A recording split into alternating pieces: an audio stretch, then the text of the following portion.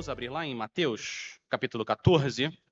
Vamos meditar nesse aniversário da Igreja Batista da Graça, sobre a fé e o medo, essa batalha que é travada todo dia no nosso coração, cada um de nós.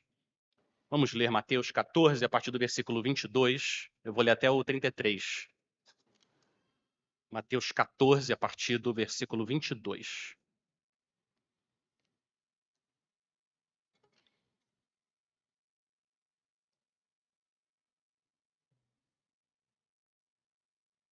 Eu estou lendo aqui na Nova Almeida. Mateus 14, 22. Logo a seguir, Jesus fez com que os discípulos entrassem no barco e fossem adiante dele para o outro lado, enquanto ele despedia as multidões. E, tendo despedido as multidões, ele subiu ao monte, a fim de orar sozinho. Ao cair da tarde, lá estava ele, só. Entretanto, o barco já estava longe, a uma boa distância da terra, açoitado pelas ondas, porque o vento era contrário. De madrugada, Jesus foi até onde eles estavam, andando sobre o mar. Os discípulos, porém, vendo andar sobre o mar, ficaram apavorados e disseram: "É um fantasma!" E, tomados de medo, gritaram. Mas Jesus imediatamente lhes disse: "Coragem, sou eu, não tenham medo." Então Pedro disse: "Se é o Senhor mesmo, mande que eu vá até aí andando sobre as águas." Jesus disse: "Venha." E Pedro, descendo do barco, andou sobre as águas e foi até Jesus. Reparando, porém, na força do vento, teve medo e, começando a afundar, gritou: "Salve-me, Senhor!" E prontamente Jesus, estendendo a mão, o segurou e disse: "Homem de pequena fé, por que você duvidou?" Subindo ambos para o barco, o vento cessou. E os que estavam no barco o adoraram, dizendo: "Verdadeiramente, o Senhor é o Filho de Deus." Vamos orar mais uma vez? Senhor, como o pastor Rubner acabou de orar, nós continuamos a clamar que o Senhor use a tua palavra no coração de cada um de nós, para que a gente possa enxergar a tua glória na face de Cristo. Senhor, aumenta a nossa fé, que a gente possa confiar ainda mais no Senhor, nas tuas maravilhosas promessas de amor. Senhor, não deixa a gente tirar os olhos do autor e consumador da nossa fé, nosso grande Rei e Salvador Jesus. Nós oramos por causa dele. Amém. Queria começar com uma pergunta. Por quanto você venderia os seus olhos? Se um homem muito rico encontra você na rua e pergunta: "Quanto você quer para que eu tenha os seus olhos, eu compre os seus olhos?" Quanto que esse homem rico teria que oferecer a você para você aceitar fazer negócio? Quanto? 2 milhões? 20 milhões? 50 milhões? Quanto que ele teria que oferecer para você aceitar vender os seus olhos? Eu sei que ninguém aqui faria negócio. Ninguém. Por quê? Porque os nossos olhos são muito valiosos. Os nossos olhos permitem que a gente veja o mundo, que a gente leia livros, que a gente leia a palavra de Deus, que a gente veja o sorriso das pessoas que a gente ama, que a gente veja as lágrimas das pessoas que a gente ama. Os olhos são muito valiosos. Eles permitem a gente ver. Agora, a Bíblia nos ensina que existem olhos ainda mais importantes, que são os olhos que permitem a gente crer. Os olhos do coração. O apóstolo Pedro diz que a fé, essa visão do coração, é mais preciosa do que o ouro depurado. Você pode ir para o céu sem os olhos físicos, mas ninguém entra no céu sem enxergar com os olhos do coração. E o que Mateus está fazendo aqui nessa passagem é revelando mais da identidade do Senhor Jesus para aumentar nossa fé, nossa visão, nossa capacidade de enxergar a glória do Senhor. O que Mateus está fazendo é colocar a identidade de Cristo diante de nós e ele está dizendo: creia, creia, ele é o Filho de Deus, olha o que ele faz, olha o que ele fala. É isso que essa passagem está fazendo, mas a fé tem um inimigo. E o nome desse inimigo é o medo. Ele aparece 3 vezes, ele surge 3 vezes na passagem. Olha o versículo 26. Versículo 26 diz: os discípulos, porém, vendo-o andar sobre o mar, ficaram apavorados e disseram: é um fantasma, e tomados de medo, gritaram. No versículo 27 de novo, mas Jesus imediatamente lhes disse: coragem, sou eu, não tenham medo. E versículo 30, reparando, porém, na força do vento, teve medo. Se a fé é mais preciosa que todo o ouro desse mundo, nós não queremos deixar nossa fé afundar no mar do medo. A gente quer ver ela subindo acima das ondas, das provações desse mundo. Então, eu quero fazer com vocês reconstruir primeiro o cenário da guerra entre a fé e o medo que está acontecendo aqui, na vida de Pedro, e depois a gente vai estudar as técnicas que o Senhor nos dá, as técnicas espirituais para a gente entrar nesse bom combate da fé. O primeiro, Jesus ouve sobre a morte de João Batista, começo do capítulo 14, ele se retira para um lugar deserto para orar, mas quando ele desembarca, tinha uma multidão seguindo ele. Lá no capítulo 14 a gente vê que Jesus olha para aquela multidão com compaixão e cura todos os doentes. Depois de algumas horas, a multidão está com fome, não tem nenhum restaurante por perto. Jesus olha aquela multidão, de novo, com compaixão. Alimenta 20.000 pessoas com 5 pães e 2 peixes. Que homem é esse? No versículo 22, chega a nossa passagem logo a seguir. Então, assim que terminou o banquete do rei Jesus, logo a seguir, Jesus faz com que os discípulos entrem no barco e que eles vão adiante dele para o outro lado, enquanto ele despede as multidões. O versículo 23 dá a razão. Por que Jesus queria ficar sozinho? Por que ele despediu os discípulos? O versículo 23, e tendo despedido as multidões, ele subiu ao monte para quê? A fim de orar sozinho. Ao cair da tarde, lá estava ele só.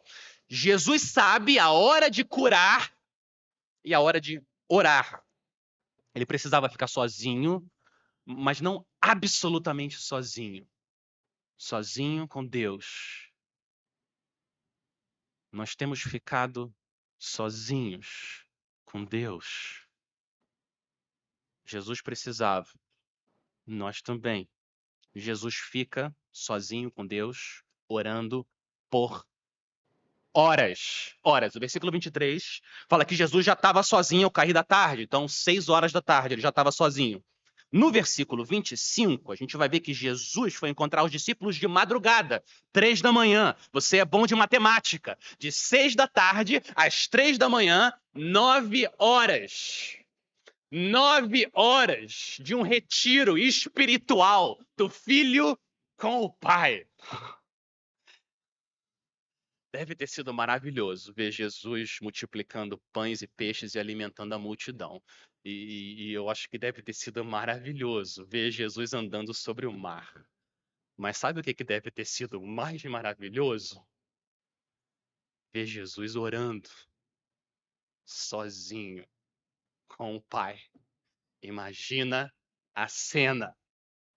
O Filho de Deus, que teve comunhão com ele por toda a eternidade, se derramando sozinho, chorando, orando, adorando, pedindo para o Pai.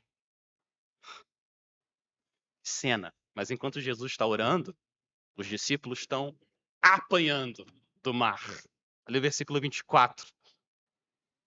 Entretanto, o barco já estava longe, uma boa distância da terra, açoitado pelas ondas, porque o vento era contrário. Eles não estavam num navio enorme, era um barco de pesca pequeno, de madeira. Provavelmente cabia no máximo ali 10, 15 pessoas. E se tem uma força poderosa nesse mundo, é a força da água. O mar mostra o poder de Deus de uma maneira assombrosa. E as ondas estavam chicoteando o barco.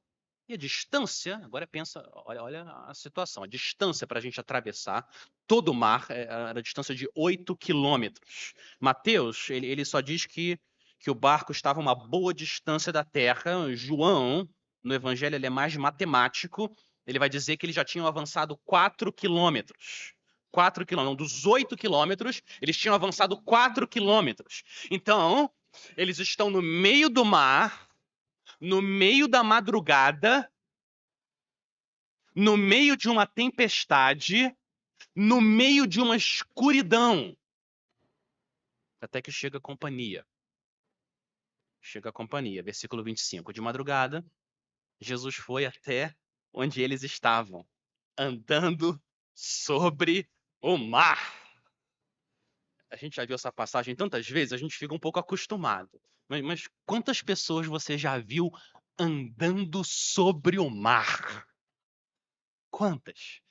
Eu só conheço uma pessoa que é capaz de andar sobre o mar. Só tem uma outra pessoa em toda a Bíblia que também andou sobre o mar. Eu vou ler para vocês. Jó, capítulo 9, versículo 8. Sozinho, Deus, Deus, estende os céus e anda sobre as costas do mar. Deus pode andar sobre as costas do mar.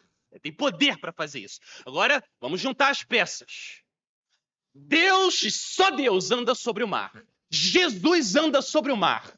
A conclusão necessária é que Jesus é Deus. Ele anda sobre o mar. Ninguém mais é capaz de fazer isso. Mas os discípulos não conseguem enxergar. Versículo 26. Eles não conseguem enxergar isso ainda. Os discípulos, porém, vendo andar sobre o mar, ficaram apavorados. Eles disseram, é um fantasma. Tomados de medo, gritaram. Crianças, os adultos também têm medo de fantasma. A gente tem medo também de escuro, muitas coisas. E não foi só um susto. O texto diz que eles ficaram apavorados. Sabe quando o medo é tanto, nosso coração bate tanto, parece que o coração chega a subir e vai sair pela boca? É um pavor enorme. Eles estão morrendo de medo, essa que é a verdade. Mas a gente tem que tomar cuidado para a gente não julgar os discípulos muito rápido. Vamos ter calma aqui. A gente pode pensar, onde já se viu? Um monte de homem barbado, com medo de fantasma. Ah, mas olha a situação. Você está há horas numa tempestade terrível que você nunca passou na vida. Tudo escuro, de madrugada. Ondas chicoteando o seu barquinho pequeno. Vem sua direção alguma coisa que parece uma pessoa. O palpite deles é um fantasma. Eles não conseguem enxergar o Senhor e eles estão com medo, como nós também estaríamos. Mas esse exercício da gente se colocar no lugar de um irmão, uma irmã nossa que está sofrendo, antes da gente julgar, esse é um bom exercício prático para a gente ter compaixão com as pessoas, desacelerar nossos julgamentos. Alguém conta para você uma história difícil de sofrimento e a pessoa está tendo dificuldade de lidar com aquilo. Que nós sejamos lentos para julgar, a gente se coloque no lugar da pessoa, a gente chore com os que choram. Isso ajuda a gente a ter a compaixão que Jesus tem com aqueles que têm medo. E Jesus agora vai dar para os discípulos a única coisa em todo o universo que é capaz de afogar o nosso medo, que é Ele próprio, Cristo. Então Jesus revela quem Ele é. Olha o versículo 27. Mas Jesus imediatamente lhes disse, coragem, sou eu, não tenham medo. Então o rei Jesus dá duas ordens. Primeira ordem, tenham coragem. Segunda ordem, não tenham medo. Tenham coragem, não tenham medo. A razão para a gente não ter medo está no meio. Sou eu. Mas eu quero ler de novo para vocês esse versículo com uma tradução alternativa que eu entendo é o que Mateus quer que a gente perceba nesse versículo. Eu vou ler numa tradução ainda mais literal. De novo, 27. Mas Jesus imediatamente lhes disse: coragem, eu sou. Não tenham medo. Coragem, eu sou. Quando você ouve essas duas palavras, eu sou, para onde que a sua mente vai?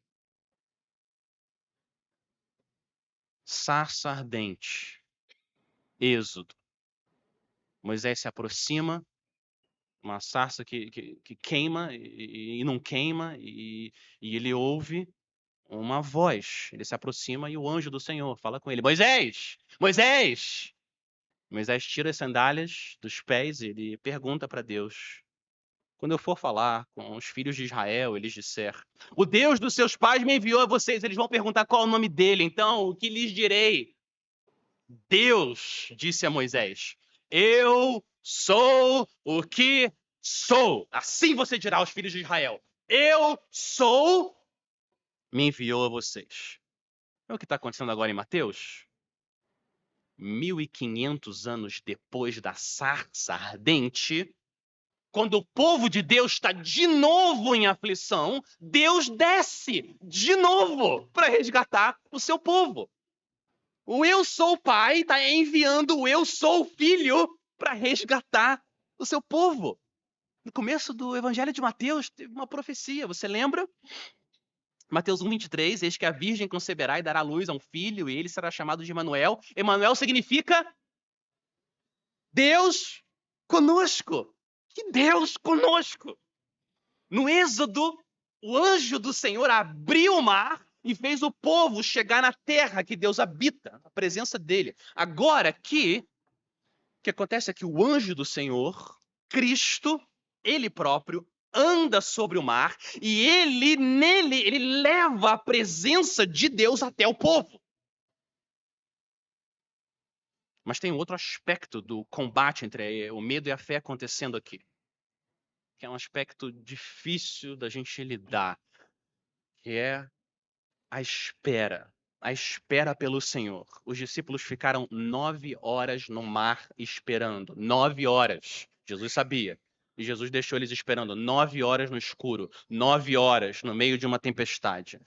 9 horas. O Senhor não foi resgatá-los. E você sabe que quando você está esperando o Senhor vir resgatar você e responder a sua oração, 9 horas, às vezes se parecem 9 anos, às vezes 90 anos. A nossa mente fica sendo açoitada por pensamentos falsos. Por que o Senhor está fazendo eu esperar tanto? Se o Senhor realmente me amasse, ele não ia responder mais rápido. Meu pedido é bom. Eu estou pedindo uma coisa boa para o Senhor. Por que ele me faz esperar? E a gente fica confuso. Você pede para o Senhor: me dá um marido, Senhor, me dá uma esposa. E o Senhor fala: espera. Senhor, resolve esse problema financeiro na minha vida. O Senhor fala: espera. Senhor, restaura a minha saúde, Senhor. O Senhor fala: espera. Senhor, nos dê filhos. E o Senhor fala: espera. Senhor, converte as pessoas que eu amo, Senhor, e não conhecem ainda o Senhor. E o Senhor fala: espera. Você pede, você pede, você pede. O Senhor fala: agora não. Espera. Quero lembrar vocês, povo de Deus, que o Senhor não tem nenhuma intenção em nos atormentar na nossa espera. É exatamente o contrário. As intenções do Senhor são sempre santas. Sempre. O que o Senhor quer fazer na nossa espera é aumentar a nossa satisfação em Cristo e diminuir nossa satisfação nas coisas desse mundo.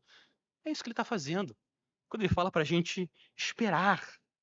O que faz Deus fazer a gente esperar é o amor dele por nós. Vocês sabem que uma das piores coisas que um pai, uma mãe pode fazer para um filho é dar tudo que ele pede. Não façam isso, por favor. É uma das piores coisas que a gente pode fazer. A gente faz isso, a gente cria uma criança que está acostumada a sempre ter a sua vontade satisfeita. Ela não vai ser uma pessoa madura. Ela fica escrava dos próprios desejos. Isso não é amor. Deus quer nos tornar filhos maduros. Parte do que ele está fazendo quando ele fala para a gente espera é nos purificando. A espera é uma maneira poderosa de Deus fazer a gente sair do estado de eu ouvi falar que o Senhor é suficiente para a gente ir para o estado de experimentar que Jesus é realmente suficiente. E o que eu estou esperando, mesmo que o Senhor não me dê, se eu tenho Cristo, eu tenho o que eu preciso. E a espera é uma oportunidade da gente experimentar essa realidade. Eu quero encorajar todos nós, nossos momentos difíceis de espera, a gente não fazer birra. Senhor, nos dê graça. A gente não quer ficar batendo o pé no chão. A gente não quer murmurar. A gente quer confiar no plano de purificação do Senhor. Ele nos ama. Ele quer aumentar nossa alegria nele, diminuir nossa alegria em coisas temporárias. Ele não promete satisfazer todos os nossos desejos, mas ele promete fazer o que for necessário na sua vida para com que você se satisfaça em Cristo. Isso ele promete. Então, na hora certa, ele vai descer do monte e ele vem nos resgatar. Se for necessário, ele vai andar sobre o mar para nos salvar. Se for necessário, ele vai deixar o trono dele nos céus e vir à terra para nos salvar. Se for necessário, ele vai se entregar na mão de pecadores, ser açoitado, crucificado e morto para nos salvar. Se for necessário. E foi. Foi o que ele fez. A gente pode confiar num rei assim. E o que acontece agora é que Pedro age como Pedro. Quem mais podia fazer isso? Só Pedro. Versículo 28. Então Pedro disse: se é o Senhor mesmo, mande que eu vá até aí, andando sobre as águas. Agora, o mais surpreendente não é Pedro pedindo para Jesus andar sobre as águas. O mais surpreendente é que Jesus atende o pedido de Pedro. Jesus disse: venha! E Pedro, descendo do barco, andou sobre as águas. Pedro andou sobre as águas e foi até Jesus. Stênio Márcios, o músico, vocês conhecem, ele escreveu uma música maravilhosa sobre essa passagem e eu acho que ele capturou muito bem, de forma poética, a sensação que Pedro deve ter tido andando sobre as águas em direção ao Senhor Jesus. Ele diz: vem, disse a voz, e eu fui e pisei sobre as águas e andei, flutuei, levitei e senti um pouquinho do céu. Seu olhar com poder me envolveu. Por um breve momento entendi o que é existir tão somente por fé. Mas Pedro significa pedra e Pedro é pó, como nós. Em poucos segundos, ele foi de corajoso para medroso. Versículo 30. Reparando, porém, na força do vento, teve medo. E começando a afundar, gritou: salve-me, Senhor! E prontamente Jesus, estendendo a mão, o segurou e disse: homem de pequena fé, por que você duvidou? Subindo ambos para o barco, o vento cessou, e os que estavam no barco adoraram, dizendo: verdadeiramente, o Senhor é o Filho de Deus. Eu quero fazer agora algumas observações sobre esse combate que se passa no nosso coração entre a fé e o medo. A gente aprender com essa passagem técnicas, treinar os nossos braços espirituais para a gente combater o bom combate da fé. Então eu quero fazer algumas observações. Primeiro, Às vezes, o Senhor nos deixa afundar um pouco para sufocar a nossa autoconfiança. Às vezes, o Senhor deixa a gente afundar um pouco para sufocar a nossa autoconfiança. Pedro parecia um homem confiante. Ele é sempre o primeiro a falar, ele é o primeiro a agir, ele é o primeiro a pedir para andar sobre as águas. E parecia que estava tudo bem, até que veio o vento e veio o medo. E as coisas não estavam tão bem assim. E afundar é desconfortável. Muitas vezes é exatamente o que nós precisamos. É desconfortável, mas muitas vezes é exatamente o que nós precisamos para o Senhor nos humilhar ao ponto da gente reconhecer nossas fraquezas e como a gente depende do Senhor. A autoconfiança é o inimigo mais cruel da fé. Confiança em si mesmo, confiança nas minhas habilidades, a minha experiência, a minha sabedoria. Esse é um perigo mortal para a nossa fé. A gente não quer ter fé em nós mesmos, mas o Senhor nos ama. Então ele manda, ele sopra ventos de tribulação na nossa vida para fazer a gente afundar um pouco com o propósito santo de afundar também a nossa autoconfiança. Para a confiança nele subir. Nossa autoconfiança afunda para nossa confiança nele se levantar. Segunda lição, o combate entre o medo e a fé. O que faz a nossa fé afundar não é o que acontece fora, mas é o que acontece dentro de nós. O que faz a nossa fé afundar não é o que acontece fora, é o que acontece dentro. O versículo 30. Reparando, porém, na força do vento, teve medo e, começando a afundar, gritou: Salve-me, Senhor. O vento não fez Pedro afundar. Não foi o vento que fez Pedro afundar. Foi o medo que fez Pedro afundar. O vento já estava lá. Pedro está em pé na água e o vento já estava lá. Mas quando Pedro reparou na força do vento, o medo entrou e a fé saiu. Esse foi o problema. Quando Pedro parou de reparar em Cristo e começou a reparar na força do vento, foi isso que fez Pedro naufragar e afundar. Mas quando a gente está reparando em Cristo, reparando no grande poder dele, reparando no grande amor dele, mesmo com ventos fortes de provação, mesmo que em meio a lágrimas, não é verdade que você continua andando em direção a Cristo? Ainda tem luta, a nossa fé não é perfeita. A nossa fé não é perfeita, mas a gente continua andando em direção ao Senhor. Nosso coração sorri, mesmo com os olhos embaçados das lágrimas, e nossa mente descansa. Mas quando a gente fica consumido com a força dos nossos problemas, ao ponto delas dominarem nossa mente, e a gente ficar passando os filmes, dando replay no que pode acontecer, no que pode acontecer, é aí que o medo e a insegurança entram, e nossa fé muitas vezes afunda. Quero encorajar cada um de nós, para cada uma vez que a gente reparar na força do nosso problema, que tal se a gente reparar 100 vezes na força de Cristo? Uma vez os problemas, 100 vezes na força de Cristo. E meditar no amor dele. Meditar na cruz, na coroa de espinhos, na morte dele no nosso lugar, no trono dele, de onde ele virá para reinar para sempre. O nosso medo não consegue respirar bem se a gente enche o nosso coração de meditação sobre o Rei dos céus, da terra e do mar.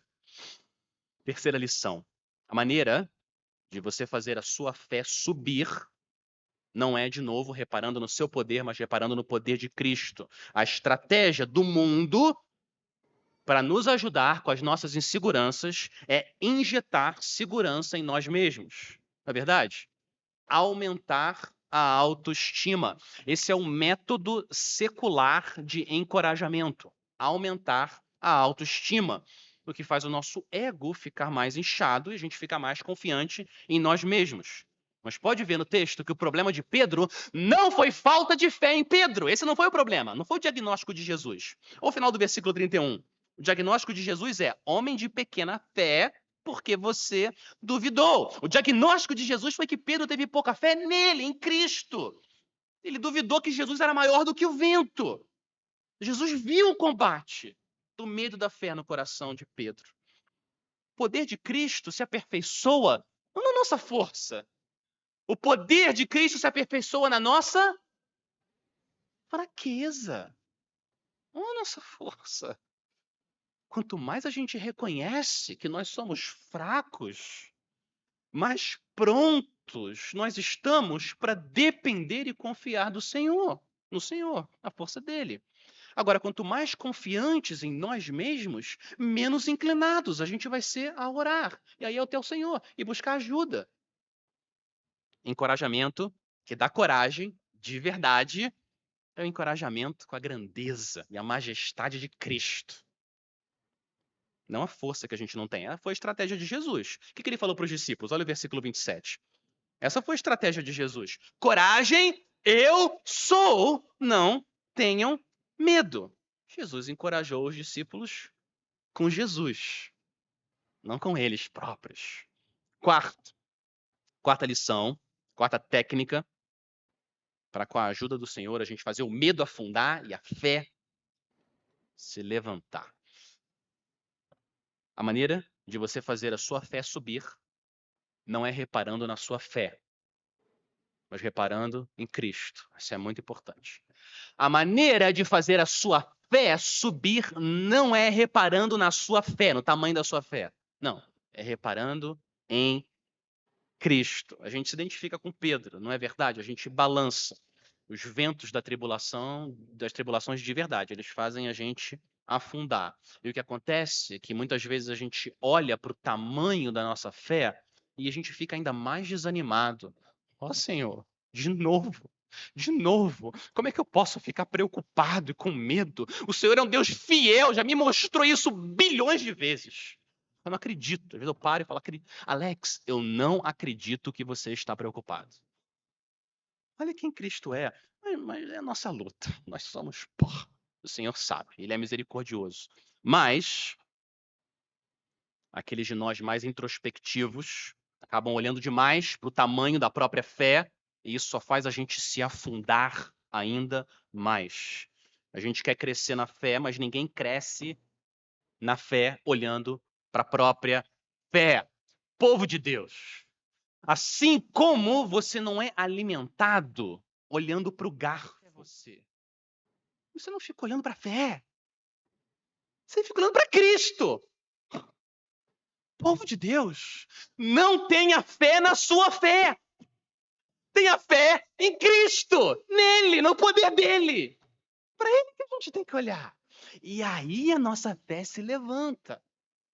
E o nosso medo afunda. Agora, eu quero dizer que é infinitamente mais importante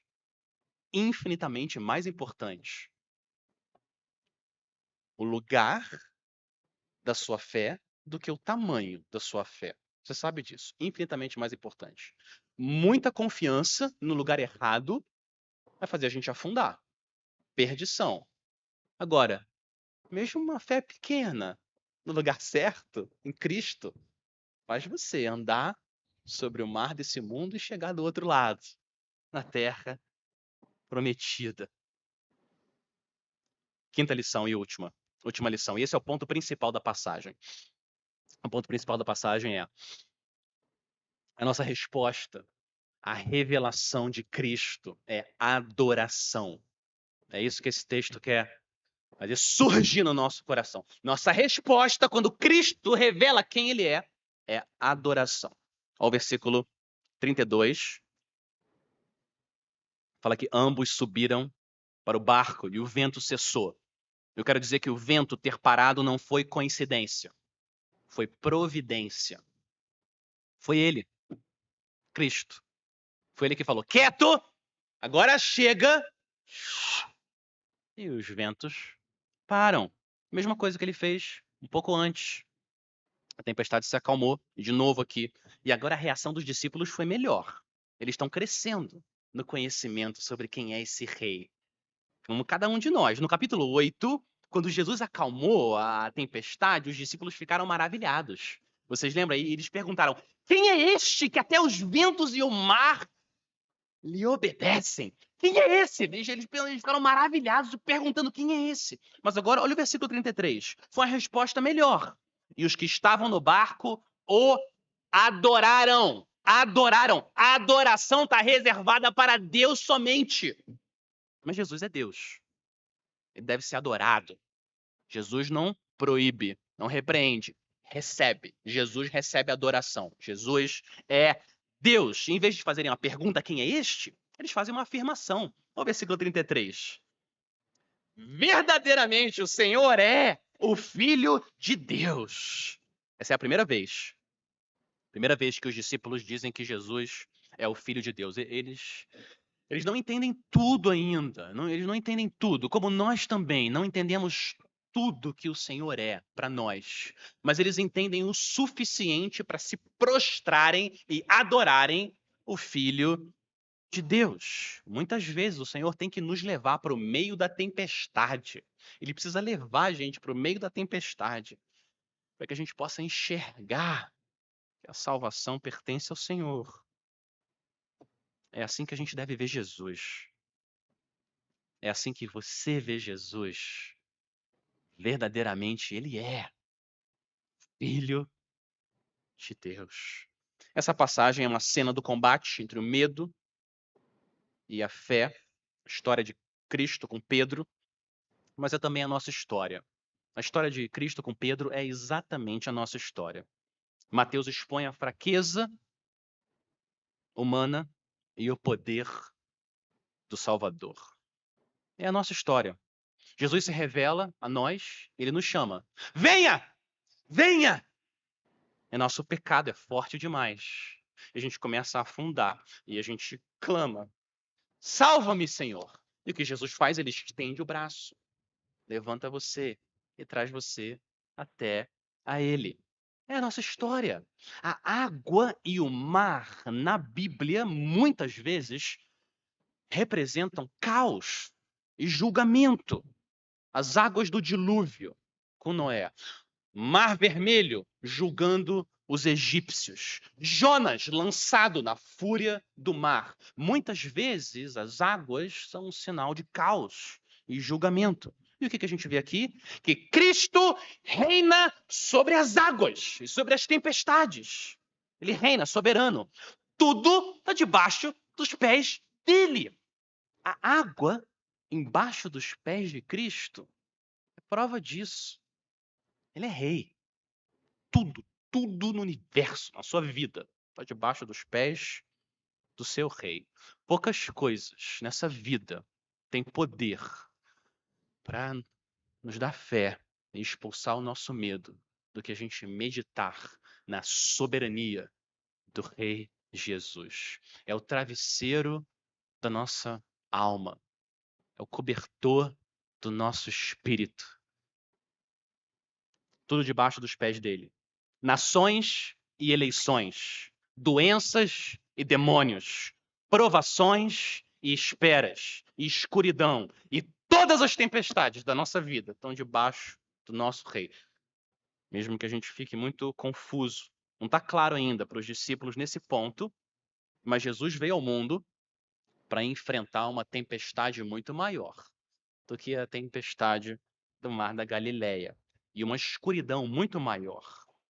As mãos que Jesus estendeu para resgatar Pedro do mar foram as mesmas mãos que daqui a pouco tempo foram estendidas numa cruz para pagar pelos pecados de Pedro e de cada um de nós, para evitar que nós sejamos engolidos pelo julgamento que a gente merece.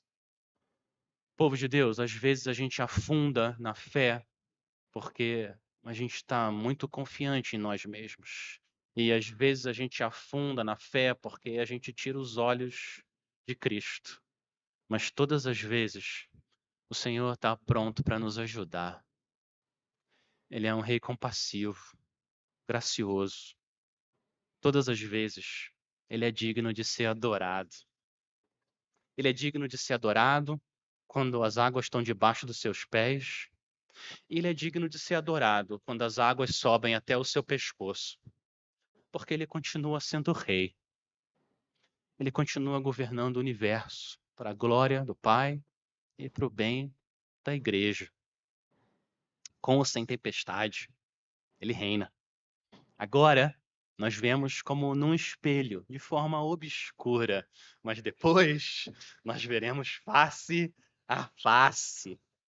Nesse dia, o medo vai ser expulso para sempre.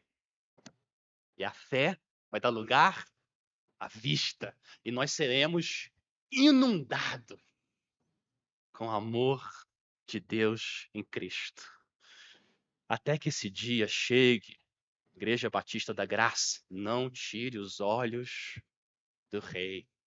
Continue reparando nele. Tudo que ele é para nós, mesmo quando os ventos forem fortes e frios. Coragem, povo de Deus, tenham coragem e não tenham medo. Verdadeiramente, ele é o Filho de Deus. Amém? Vamos orar? Senhor nosso Deus, Todo-Poderoso, nós queremos continuar pedindo por misericórdia e graça. Senhor, expulsa o nosso medo e aumenta a nossa fé. Nos lembra que a gente não deve ter medo porque o Senhor está conosco. A gente não deve se assombrar porque o Senhor prometeu a tua presença. O Senhor é o Deus que nos fortalece, nos ajuda e nos sustenta com a tua destra fiel. Senhor, guarda o povo da Igreja Batista da Graça. Derrama mais e mais fé. Que as provações e tribulações desse mundo não façam a gente tirar os olhos do nosso grande Rei e Deus e Salvador Jesus Cristo. É por causa dele que nós oramos. Amém.